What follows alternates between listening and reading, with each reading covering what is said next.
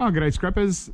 Thought today I'd do a video on my chickens. There's been quite a few people lately asking me in comments to do a video on my chickens because they see them in my video and my basic setup. Well, this is me chook house, and I built this chicken shed about 6 or probably 7 years ago, maybe a little bit longer. I'm not a very good builder, but it's still up. It all managed to stay up. I done it out of the Besser concrete blocks, and yeah, it's still intact. So I did a pretty okay job. It's on a concrete slab, and I did a lot of research in actual how to build a chicken shed and all the features. Anyway, so that's my chook shed, and the size, it's 9 square meters or 9 square yards.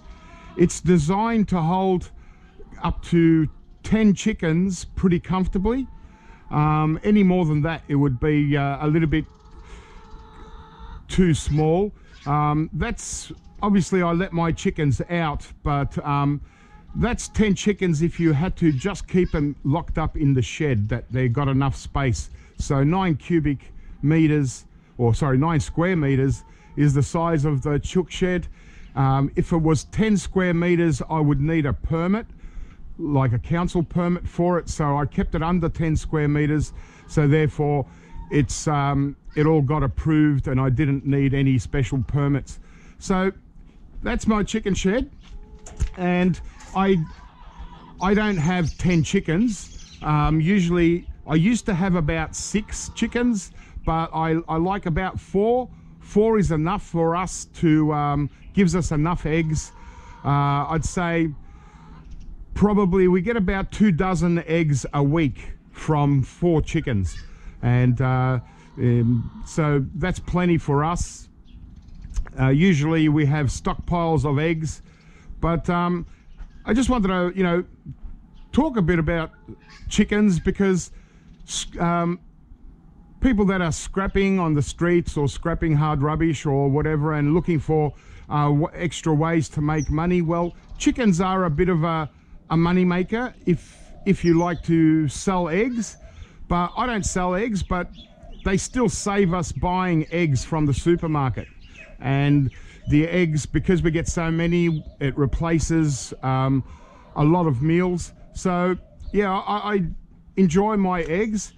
And the thing with store-bought eggs is that no matter how good quality eggs you buy, whether you buy organic free-range eggs, they don't taste anything like eggs from home, simply because my chickens eat a variety of foods, not just pellets. They get a lot of grain, corn, sunflower seeds. They get greens from the garden, also kitchen scraps. Sometimes they eat, even give them a little bit of meat. Sometimes got some leftover meat, might even be ribeye steak. They get all the good stuff. So it's a bit messy here around the back here. Just got barrels of stockpiled cables and stuff. But yeah, so this is my chook shed, and it's done its purpose. And it probably lasts 100 years, this shed. So I'll just give you a bit of a tour around. And so this is obviously a fenced off area where I let the chickens come out and they get to play a little bit around just to keep them outside. They love being outside through the day. So and here it's just again fenced off area, so they can't, if I didn't have a high fence, they like to jump up and jump over, so I try and keep them contained. And then a little extra part in here where it's accessible for me, so I can throw them food in there, and they've also got their water in there. I'll show you that a bit later.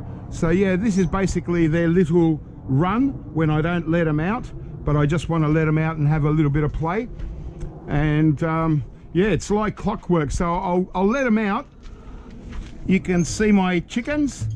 They're only young. They're only about 5 months old, but they're already laying eggs, and like clockwork, they all come out.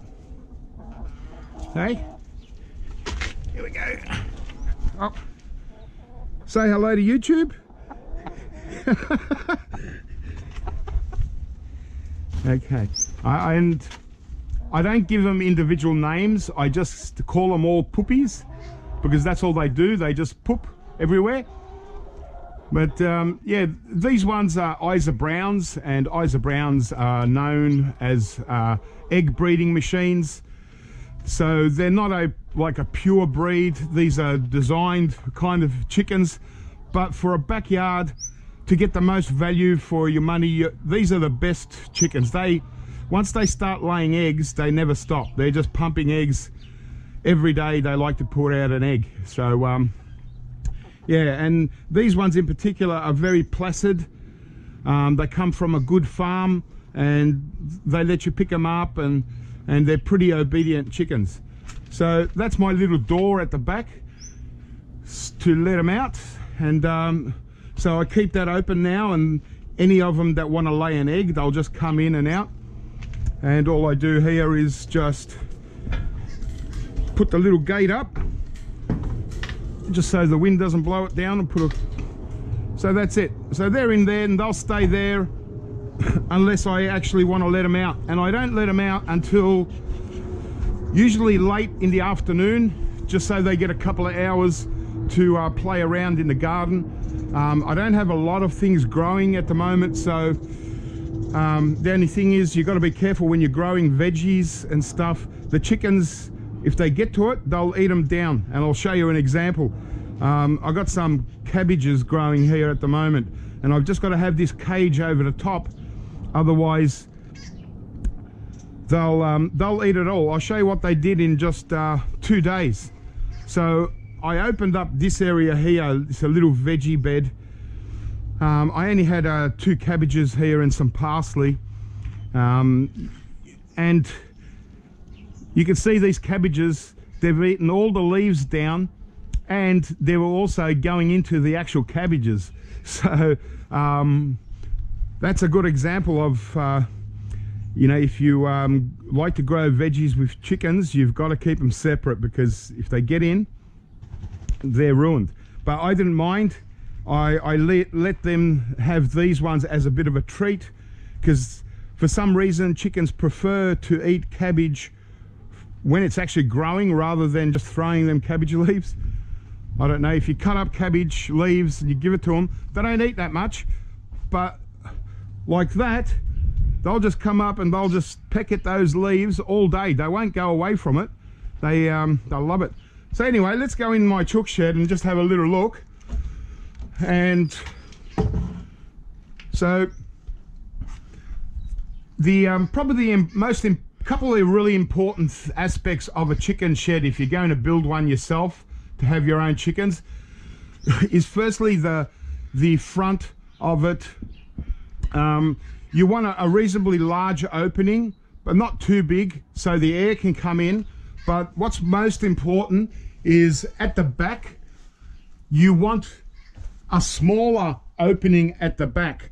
So if this was a really big opening, the wind would come through and it would just be a real windy area.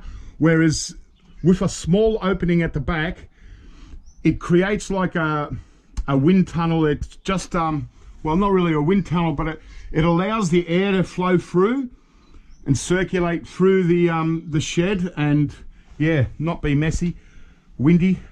So okay, so this bedding is the next most important thing for me. Is this is wood shavings, pine wood shavings, and this is actually quite old now. It's probably about three or so years old. Usually I used to change it once a year, but I find, yeah, you know, and you can see a lot of dried poo around everywhere, and you might think it smells, but it doesn't actually smell. It's because the wood shavings, it dries out, the poo sort of dries into it, and the chickens, as they scratch, they turn it around and they keep it going, and this wood shavings is really good for your garden because it's aged chicken manure, and chicken wants to get out because it sees the door open. Well, that's a little feeder where I've just got normal pellets, and I don't put any treats in this feeder here, otherwise birds would just fly in and grab it. So yeah, so that's food that they've always got. They know it's always there. It's just you know, layer pellets, and yeah, so always have something to eat if they're feeling a little bit peckish whilst they're waiting for a treat. And yeah, so the most important thing is your bedding, and a lot of people use straw for bedding, and you need to replace that straw every couple of weeks because straw has a tubular space inside, and bacteria and mites and things will breed in those straw pieces, whereas wood shavings is it's a little bit more expensive, but it lasts such a long time. And all I do here is I just top it up, put some fresh wood shavings on, and just to yeah, keep it fresh. And this is an old television that I scrapped out years ago. So as you can see, my style of recycling, I took out the tube, sent that to recycling, and kept the old box, and that's the nesting box where they lay eggs. And we should have, there's one, okay, and this one's a good example. I'll show you something in a minute. So there's a couple of fresh ones. This one's over that side, and what's happened here is it's been pecked. So if you leave your eggs in too long, they will peck on that and get out the actual yolk. So you don't want to leave eggs in your nest for too long, otherwise they'll turn into egg eaters. And once they start eating eggs, they get the taste of it, and yeah, there's no stopping them. But eggshells are actually good for the garden. Throw them in your garden. It adds calcium and balances the pH in your soil. Also really good for worm farms. So there's a couple of eggs we got for today. I got 4 chickens, so 2 of them will probably lay a little bit later, but they don't lay every day. They for a while they do, but usually it's every second day. And so I might get about 2 or 3 eggs every day. And oh, that's just a worm farm that I have, and I just put some stuff in there. There's a nice little spider doing his thing, and yeah, that's just worm farm where it just, I can release worm tea out of there and use it as fertilizer for the garden. So yeah, that's my chicken shed, and here's the wood shavings that I use. And so as you can see, it's screened and dust extracted pine wood shavings, and that's it there. It smells beautiful like pine, and yeah, it's really good stuff. These little bags I buy just for top-ups, but normally when you're starting off a chicken shed, you want to buy the big bale, which is very, a lot cheaper. So just as maintenance, all I do, like here is where they perch. They sit up here and sleep at night. So obviously whilst they're sleeping, it's the main part where they poo. I don't always clean up the poo. I just sprinkle wood shavings over the top and let the wood shavings absorb the moisture, and we go again. But a lot of time, it's a good idea, if you've got time, is to, where they're actually pooing, is to actually remove that poo clump and put it into your compost heap or something. And but yeah, just overall, I'll just sprinkle a little bit of fresh stuff around, and yeah, doesn't have to be much, usually just in the high traffic areas, just to keep it all fresh. But probably next year I'll clean all this out, I'll take it all out and I'll bag it up, and this is great for your garden. If you're building up a new bed, you mix this up with your topsoil and stuff, and you're going to have really good veggies. So just around here, a little bit of fresh in the nesting boxes. That they generally don't poo inside the next nesting box. When they lay, they just lay eggs and then they get out and do their business elsewhere. And yeah, so that's it. So that's my chicken shed. And yeah, it's changed a little bit over time. I used to have the perch running that way, but I find that they prefer to nest or sit on their perch and kind of looking out the front door. So I've got my little eggs, and yeah, what else?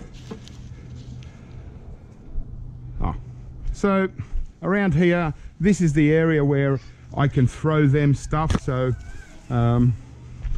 they like their grain as a treat, so I'll give them a couple of handfuls of grain, and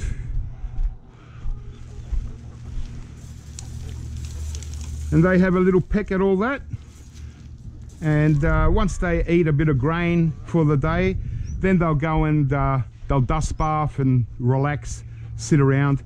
Here's my little outside watering container, and obviously you want water access for them. It's the most important thing, that they got fresh water. So here's a good idea. If you get PVC piping, it's a 4-inch pipe, you put a cap on the bottom, and you can buy these drinking water drinkers. It's already got muddy because they dig around, so I'll just I'll clean that up.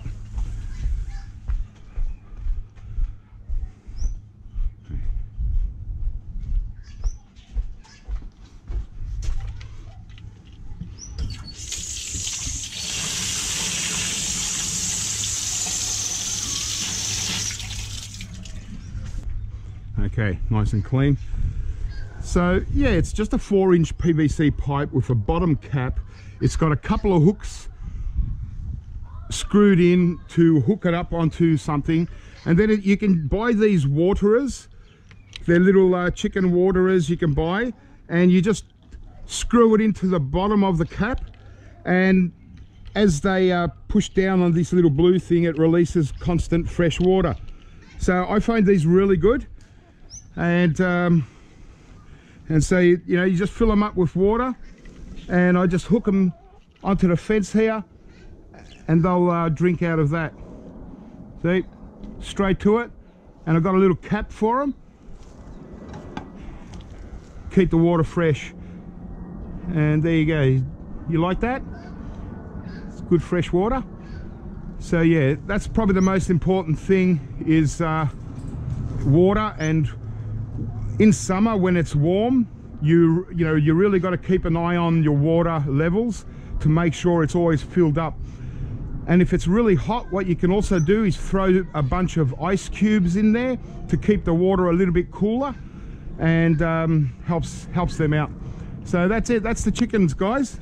And my scrapper chickens, they sit with me and watch me scrap out stuff all the time, keep me company. And they also part of the whole thing where they provide, you know, I provide them some food, but they provide me with a lot of eggs, and saves us buying eggs. I like the, you know, like I said, I've tried the most expensive eggs,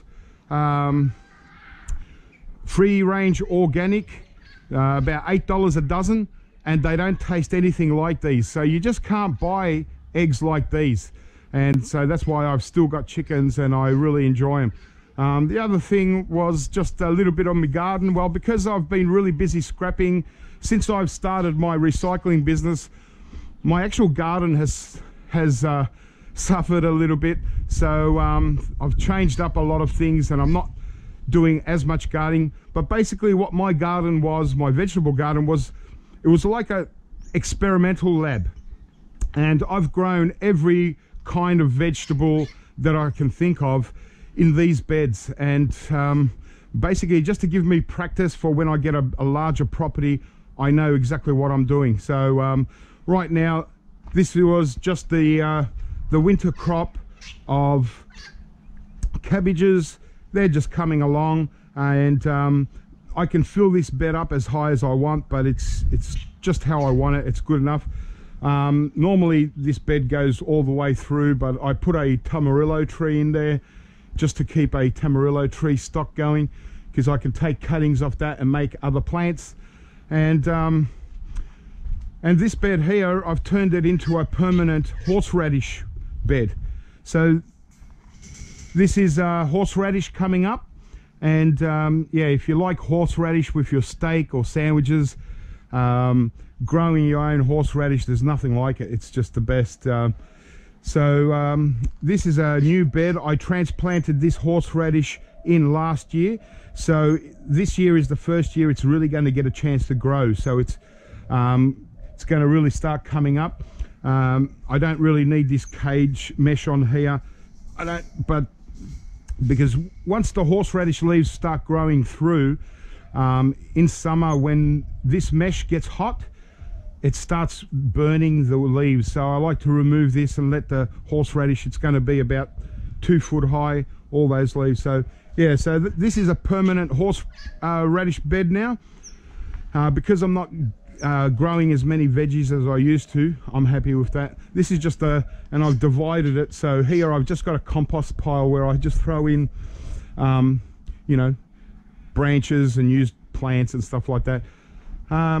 But mostly it's what I've got here is a bit of a food forest. I like to grow my fruit. So at the back, that big tree there, that's a plum tree coming up, springtime, so it's just set flowers. Tamarillo tree, which is an amazing tree as far as fruit. If you're on a budget, you're looking for bang for your buck, Tamarillo tree, you can't beat them. They produce hundreds of fruit, really delicious tamarillos. This is the red variety, really good stuff. I got fig tree, really nice figs, purple figs, grows 2 crops a year, your main and your smaller crop. So you've got some figs coming along there. All these fresh leaves, springtime. Just got some rosemary here to always good to have some herbs in the garden, just to help all the bees and all that kind of thing going. This one's gone to mess, but normally in that sea of parsley, normally there's asparagus, but I've left the asparagus. This is Ricotta Chili, grows chilies for 7 or 8 months of the year. It's a perennial. This one's about 8 years old. It really needs a good prune, but the best chilies, you know, that you can get, in my opinion, ricotta. Here they are there. So that's a beautiful ricotta chili. Lovely. That's about out of heat, it's about 7 out of 10. And so yeah, see, you got asparagus growing, but I've let it go. This should have been cut down. And always leave some parsley. Like this is a good strong parsley plant, so I leave them to go to seed, give me fresh stock of parsley. But yeah, mostly now, since I've been recycling and I haven't had much room or time for the garden, I don't have much space anyway, so I've never gotten really serious at growing my own veggies. It's mostly been trial, just to learn how to grow every vegetable and master every vegetable. I've grown over the last 15 years. I've grown every vegetable known to man, so I know how to grow everything now. My last thing was mastering these horseradish plants, and I think I've got it now. So this is going to provide plenty of horseradish for the whole world. And so yeah, it's mostly fruit trees. So here we've got mandarins, mandarin tree. It's the season finished. This tree is full of mandarins, and just, I mean, we're coming on to it's well into spring now. and I still haven't picked all the mandarins. So yeah, but when I'm out here, I like to just grab a mandarin and you know, it's nice and refreshing. Yeah, that produced hundreds, and normally there's so many that I normally just make mandarin juice out of it. This is a nectarine tree.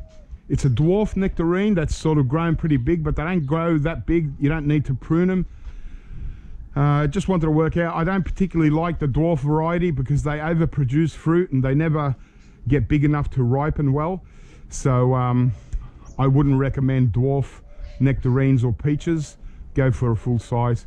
Yeah, got herbs, thyme, a full bed of parsley that's just about finished. Another bed of parsley here. That was the old lemon tree. I've got one at the front. That there is a passion fruit vine on the fence. This is my apricot tree, and so we've got lots of nice apricots on there now. They'll come up. So that's it. That's just a bit of a tour of my garden. It's really in poor condition at the moment. It's not really something to showcase. These beds, you know, when I work them, I normally have really nice things growing, but because, you know, I've been into recycling for 5 years now, it's just taken up all my time and I haven't been able to focus. So all I really do now is just, you know, I'm happy with all my fruit trees because I love my fresh fruit.